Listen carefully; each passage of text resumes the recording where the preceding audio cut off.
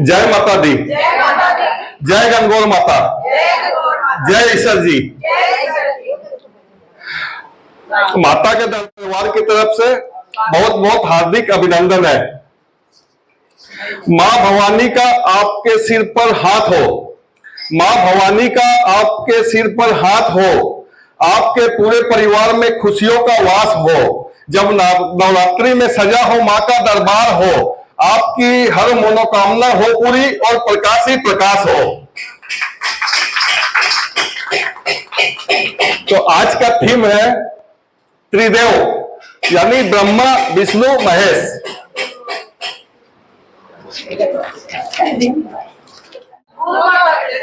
हाँ देखिए, भगवान विष्णु ने वामन अवतार में किसके गर्भ से पुत्र के रूप में जन्म लिया था?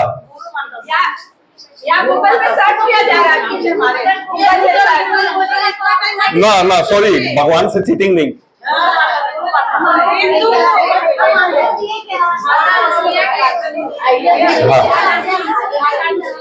माता अनुसुईया ना, अनुसुईया नहीं है। माता ठीक बोले लेकिन अनुसुईया नहीं है।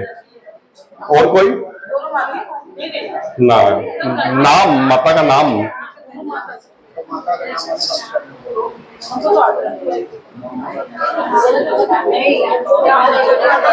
तो फिर पास करें इसको।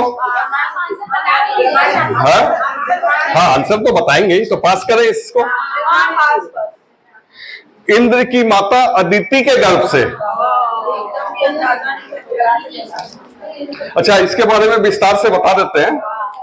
एक बार दैत्यराज राजा बलि ने छल कपट से भगवान इंद्र को परास्त कर तीनों लोक में अधिकार कर लिया। पराजित इंद्र भगवान को दुखी देखकर उनकी मां अदिति भी दुखी रहने लगी। माता अदिति ने देवलोक तथा अपने पुत्र के उद्धार के लिए भगवान विष्णु की आराधना शुरू की। माता अदिति के आराधना से खुश होकर भगवान विष्णु ने माता अदिति को दैत्यराज राजा बलि से तीनों लोगों को मुक्त कराने का वचन दिया। फिर भगवान विष्णु ने भाद्र माह के शुक्ल पक्ष के 12वें दिन माता अदिति के पुत्र एवं अपने 5वें अवतार वामन के रूप में जन्म लिया। फिर भगवान विष्णु ने राजा बलि के अहंकार को तोड़कर भगवान इंद्र को फिर से उनका स्वर्ग और राजपाट लौटाया।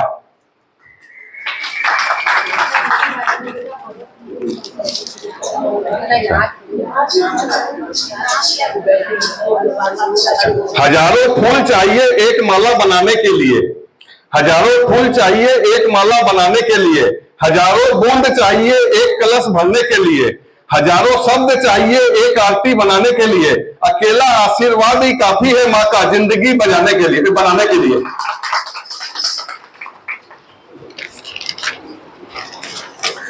तो पहला सवाल तो पास हो गया, उम्मीद है दूसरा सवाल थोड़ा इजी है उससे।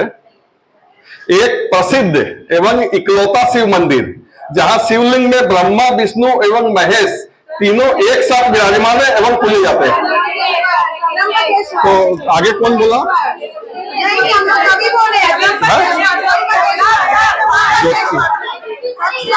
तो आगे कौन बोला? Video replay.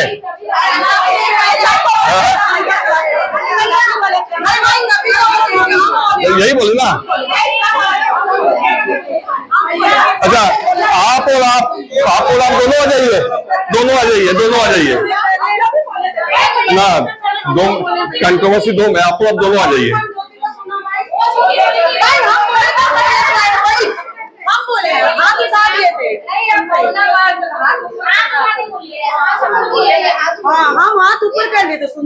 ठीक है, कोई बात नहीं, बहुत अच्छा, बहुत इनके लिए ताली बजा दीजिए, बहुत बढ़िया जवाब दिए। त्र्यंबकेश्वर एक्चुअली में पता है कि वहाँ पे 3 लोग बने हुए हैं, इतना नहीं। हाँ बोलिए। बट त्र्यंबकेश्वर मुझे पता है कि ब्रह्मा विष्णु महेश वो 3 एक संग स्थापित किए थे एक ही मंदिर से। जब हम जाते हैं तो तीनों को इस तरीके से प्रणाम करते हैं। बहुत अच्छा, एकदम मैंने पूरा सही जवाब है एकदम। आगे सीमा को पंचुअलिटी में नहीं आगे आओ तो बोलते। हाँ, तो हमारे यहाँ जो सबसे पहले 4 महिला आती है उनमें से लॉटरी करके एक का नाम चुना जाता है। तो आज इनका नाम आया है, तो इनके लिए जोरदार ताली बजाइए, इनकी पंक्चुअलिटी के लिए जो सबसे पहले आती है। आप लोग भी चेष्टा करिए सबसे पहले आए अगले बार से। हाँ तो आए तो लॉटरी वाला आई तो लॉटरी नहीं निकला ना, चेष्टा करिए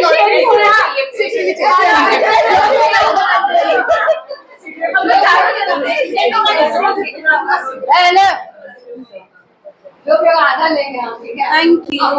जय माता दी। जय माता दी। जय माता दी। जय माँ। आज बोल रही तुम लोग एक दिन है ना? अभी क्या बताओ, टाइम मिलेगा सारे क्या पता ठीक ले जाए।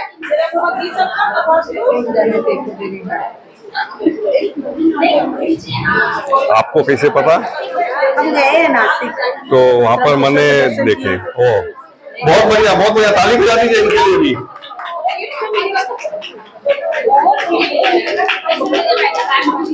अब इसके बारे में थोड़ा विस्तार से बताते हैं। त्र्यंबकेश्वर ज्योतिर्लिंग महाराष्ट्र के नासिक जिले में स्थापित है। ये भगवान शिव के 12 ज्योतिर्लिंगों में से एक है। इसकी सबसे बड़ी विशेषता यह है कि यहाँ 3 शिवलिंग ब्रह्मा, विष्णु एवं महेश त्रिदेव एक साथ विराजमान है, जबकि अन्य ज्योतिर्लिंग में केवल भगवान शिव का ही वास होता है। इस ज्योतिर्लिंग में तीनों लोक के स्वामी स्वयंभू भगवान शिव अपने त्रिदेव के रूप में विराजमान है। यह 12 ज्योतिर्लिंग में 8वां ज्योतिर्लिंग है। हर 12 साल में यहाँ भव्य कुंभ का मेला का आयोजन होता है।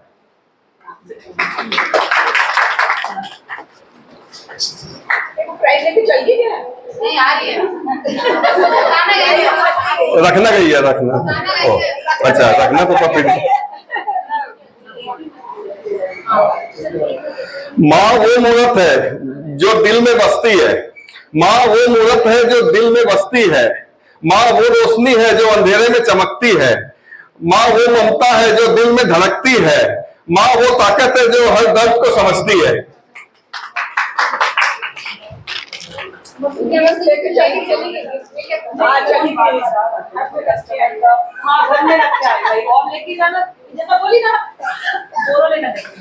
अब अगला सवाल।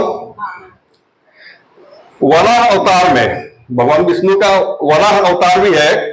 तो वराह अवतार में भगवान विष्णु ने जलमग्न पृथ्वी को अपने किस अंग पर रखकर समुद्र से बाहर निकाला? आइए, आप एकदम सही जवाब। आइए, एकदम सही जवाब, ताली बजाइए उनके लिए।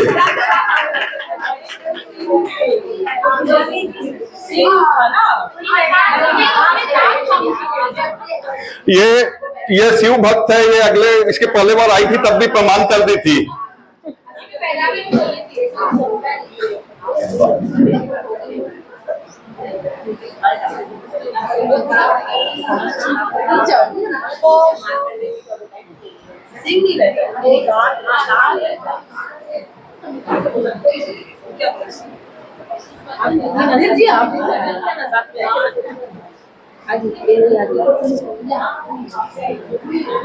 ये आप माने ये आपको कैसे पता?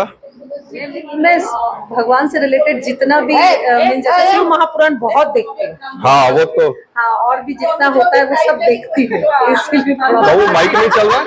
माइक नहीं चल रहा? हेलो, हाँ अभी नहीं चल रहा था।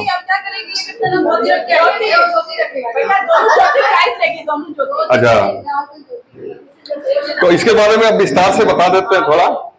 वराह अवतार भगवान विष्णु का 10 अवतारों में तीसरा अवतार है। एक बार सतयुग में दैत्य हिरण्याक्ष ने भगवान ब्रह्मा जी की तपस्या करके उनसे आशीर्वाद प्राप्त कर लिया कि उसे कोई भी मनुष्य या देवता पराजित नहीं कर सकता। फिर अहंकार में आकर उसने पृथ्वी को समुद्र की गहराई में डुबो दिया। पृथ्वी के रसातल में जाने से तीनों लोकों में हाहाकार मच गया। सभी देवता मिलकर भगवान विष्णु से पृथ्वी को बचाने की प्रार्थना करने लगे। भगवान विष्णु ने भाद्र माह के शुक्ल पक्ष के तीसरे दिन वराह अवतार, जिसमें आधा शरीर मनुष्य का तथा आधा मुख सूअर का है, का लिया। फिर भगवान विष्णु ने वराह अवतार में समुद्र के रसातल में जाकर दैत्य हिरण्याक्ष का वध किया। फिर भगवान वराह ने विशाल रूप धारण किया और पृथ्वी को अपने दांतों पर रखकर समुद्र से बाहर लाए और पुनः उसे अपने स्थान पर स्थापित किया। इसके बाद भगवान विष्णु ने बड़ा रूप त्याग कर अपने दिव्य रूप में समाहित हो गए।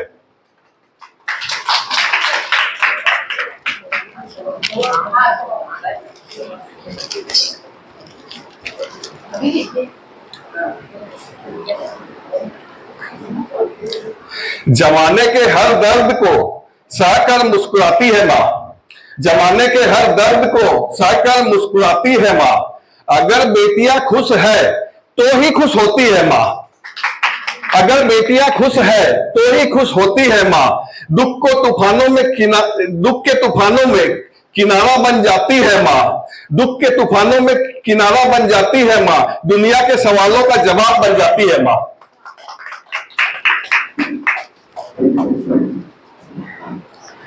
अब अगला सवाल है, बद्रीनाथ धाम में भगवान विष्णु की मूर्ति किससे बनी है?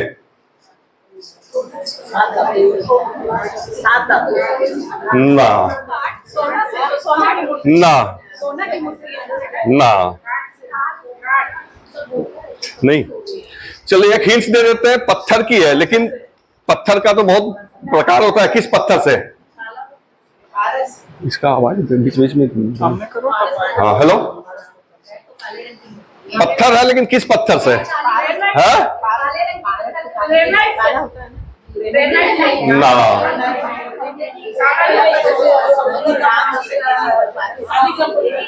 हाँ कौन बोला? शालिग्राम? शालिग्राम कौन बोला? आप बोले? आइए आ जाइए आ जाइए आ जाइए।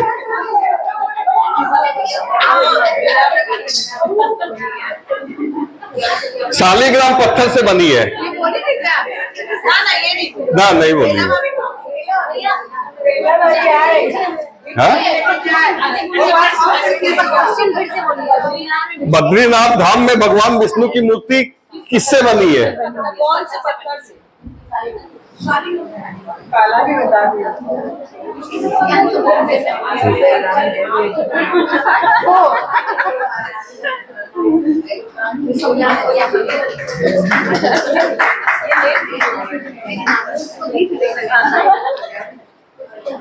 अब बता दें, डिटेल में विस्तार में बताते हैं। ये बहुत इंटरेस्टिंग चीज है, बहुत इंटरेस्टिंग चीज है, सुनना चाहिए एकदम।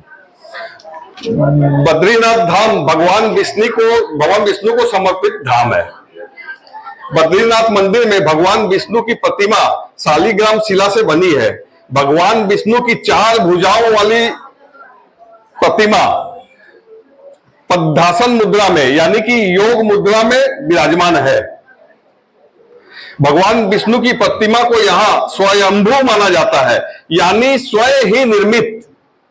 इसे किसी दूसरे के द्वारा बनाया नहीं गया है। पुराणों के अनुसार बद्रीनाथ को भगवान विष्णु का दूसरा निवास स्थान बताया गया है। पुराणों में यह भी बताया गया है कि पहले यह भगवान शिव का प्रिय स्थान था, लेकिन भगवान विष्णु ने इसे भगवान शिव से मांग लिया था, जिसके बाद भगवान शिव ने स्थान बदलकर केदारनाथ को अपना निवास बनाया।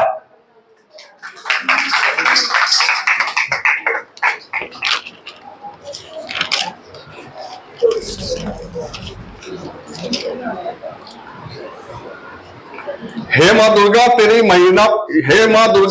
महिमा का वर्णन शब्दों में नहीं हो सकता। तेरी कृपा के बिना कोई जीवन सफल नहीं हो सकता। तेरे नाम में इतनी शक्ति समाई है, हर विपत्ति तुझसे है घबराई है। मां तू ही हर सुख की दवाई है। मां तेरी ममता से बड़ा कोई नजारा नहीं हो सकता।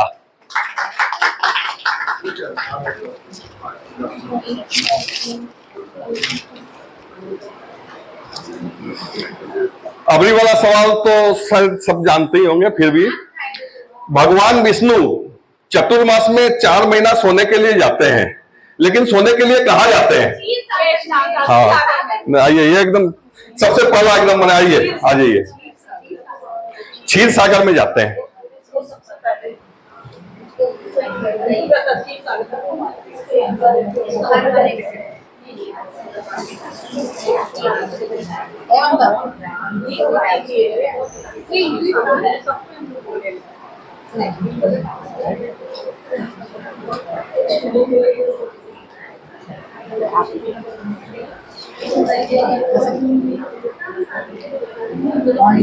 आपको कैसे पता ये? हमेशा देखे हैं कि वो 4 महीने के लिए सोते हैं। बाबू वो वाला माइक दो तो, नहीं वो वाला दो तो, वो वाला दो तो, वो वाला दो ना, इसमें बार बार प्रॉब्लम आ रहा है इसमें, हम देख रहे हैं। हेलो हेलो हेलो, हाँ एक बार बताइए। हाँ, वो 4 महीने के लिए योग निंदा ही ना उनको अपने बस में कर लेती थी, वहाँ पे जाते हैं। ओके, ताली बजा दीजिए एक बार इनके लिए जोर से।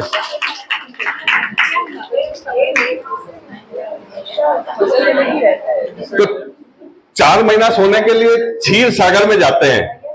भगवान विष्णु चतुर्मास यानी 4 महीने आषाढ़ माह की शुक्ल एकादशी से कार्तिक माह की शुक्ल एकादशी तक क्षीर सागर के तल में शेषनाग की सैया पर सोने के लिए जाते हैं। इस दौरान सृष्टि का, जब 4 महीना भगवान सो जाते हैं तो उस दौरान सृष्टि का कार्यभार कोई को तो लेके जाना होगा ना, कौन संभालता है सृष्टि को? हाँ सोई, तो इस दौरान सृष्टि का कार्यभार भगवान शिव संभालते हैं। 4 माह भगवान विष्णु क्षीर सागर के धरातल में जो पाताल लोक तक गहरा है में गहन योग निंद्रा में रहते हैं।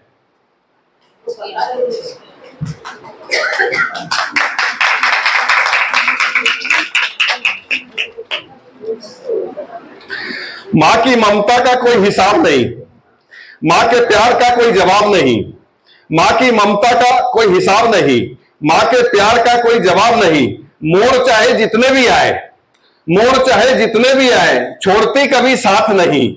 मौसम बदलते रहते हैं, मौसम बदलते रहते हैं, पर मां की ममता कभी नहीं।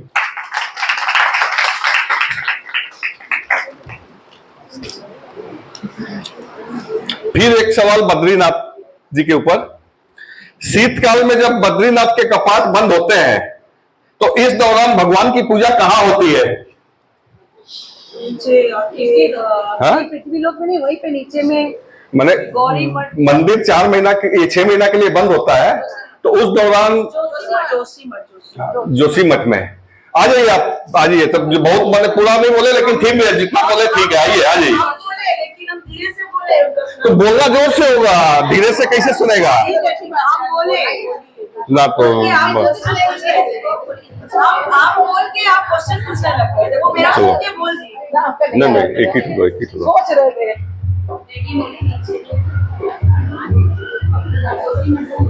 चलिए, आपको तो मैंने शांति करिए, आज मैंने मिल गया। बहुत शांति, नहीं मिलता तो भी शांति। ना आज मैंने आपको एक मिल गया।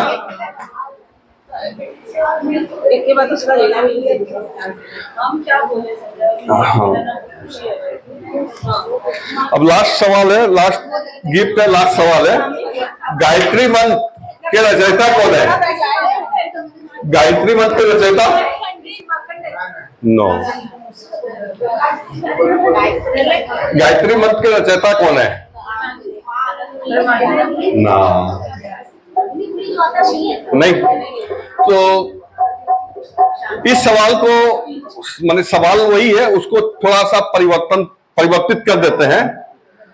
गायत्री मंत्र किस देव को समर्पित है?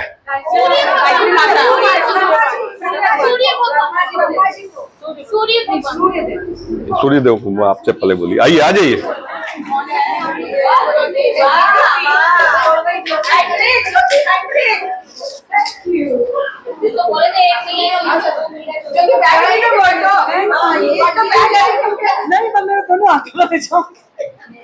ले जाओ एक तो ना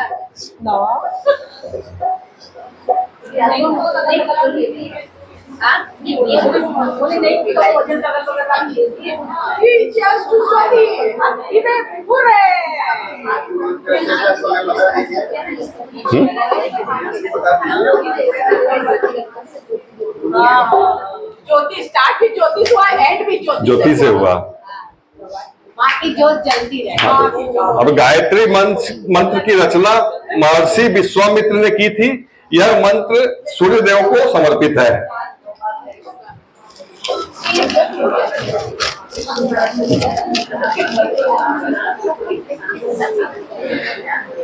आप लोग सब आए, बहुत अच्छा लग रहा है। ऐसे ही हर बार आते रहिएगा। हम तो बुलाते रहेंगे ही, माने बुलाने वाला से आने वाला बड़ा होता है। आप लोग महान है, आप लोग आते रहिएगा। हाँ, माँ बुलाते रहेगी, बस आप लोग आते रहिए। तो अगले बार फिर मिलेंगे एक नया थीम और नया सवाल जवाब के साथ। धन्यवाद।